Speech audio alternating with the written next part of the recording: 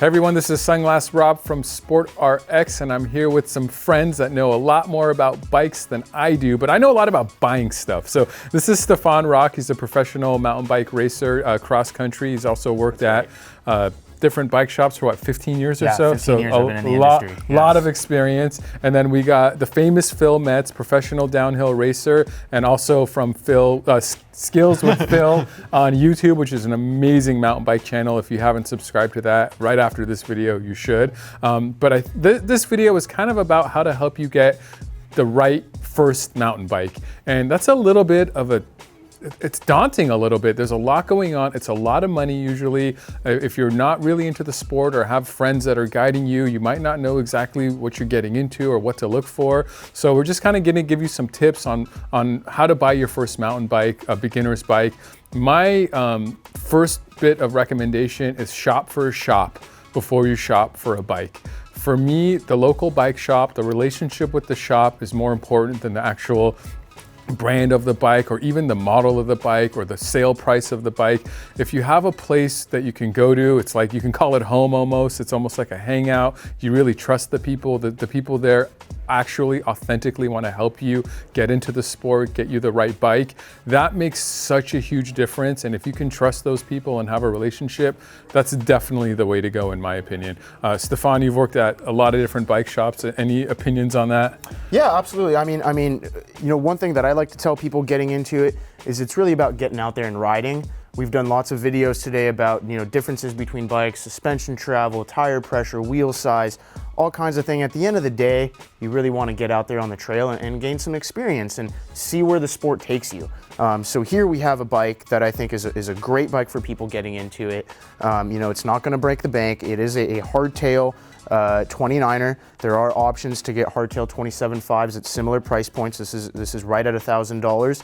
And the reason I like this bike is you really get nice parts for what you're paying, and that's where a lot of the performance is coming from these days. You know, you have a nice Roch fork here with lockout capabilities. It's an air adjustable travel, and then here we have hydraulic brakes. That's very, very important over technical terrain. You have a lot of control, a lot of stopping power, and you also have the latest and greatest as far as one-by system. You know, so you'll notice there is no front derailleur here. You have an 11-speed shifting system in the back with a real broad range of gears on the cassette size. So a lot of this technology that you know, we had that was really top-end technology 5 years ago has now trickled down to bikes of this level. And this is a very highly capable machine that I think you can grow with for, you know, a number of years and really fine-tune your skills until you figure out what kind of specific style riding you're into, and then you can, you know, maybe get a $5,000 bike that's really specific for your needs, you know? So, Phil? Yeah, no, in the past, I know I've gotten a lot of comments on my channel about, hey, $1,000 is a lot of money for a bike, and it is. And I agree with you, especially when you're first getting into a new hobby. $1,000 is a lot. But one of the things you'll find out is that, you know, if you cheap out on a bike, you're gonna get what you pay for. And while I would love to recommend buying used, and I actually do, it's hard to know if you're actually gonna get the value of that bike. You don't know what the history of that bike is.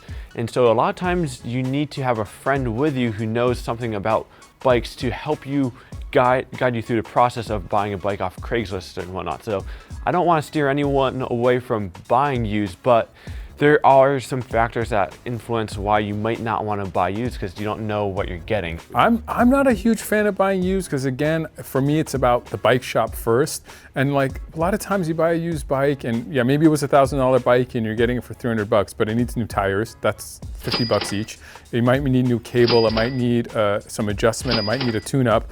You're going to spend a couple $100. You're like almost getting there, and then you kind of have no warranty or no recourse, and it might not have fit you perfect, or it might be the color that you wanted. Color is important actually because you have to like your bike. I think one question a lot of people get asked, Phil, should they try and get something full suspension or they should try and go more hardtail? That's a very good question because you see a lot of times at department stores, you'll see a full suspension bike that sells for maybe under $200, and the sad reality is it looks like a full suspension bike. It actually performs worse than a hardtail. I know that's hard to understand, but when you have more moving parts, that's more manufacturing. And so you really have to bring those costs down to be able to get to that price point, so they cut a lot of corners. So if you're talking about a full suspension bike that sells for $1,000 and a hardtail that sells for $1,000, you're gonna get a much better ride quality in that hardtail that's $1,000, because they're gonna put better components, they're gonna just put better materials into that bike, because there's less going on. And honestly, you're gonna be a lot less frustrated because there's like, you're gonna be able to ride it versus having to repair all the moving parts that might go wrong. Would you agree with that? I 100% agree with that. For example, you know, a one by drivetrain on a $1,000 hardtail on a full suspension, you're probably still going to be on a 3x. It's going to be weighted down by the front derailleur and shifter.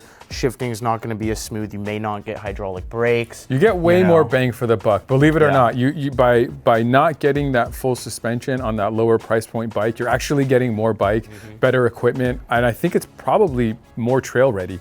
What do you think is like the breaking point for the least amount you would want to spend on a full suspension bike? I want to say you want to break at least that $2,000 mark, you know? I think at that point you're still going to maybe be on an aluminum frame. You're not going to be on anything that's carbon, but you'll get similar level components to what you see here on a full suspension.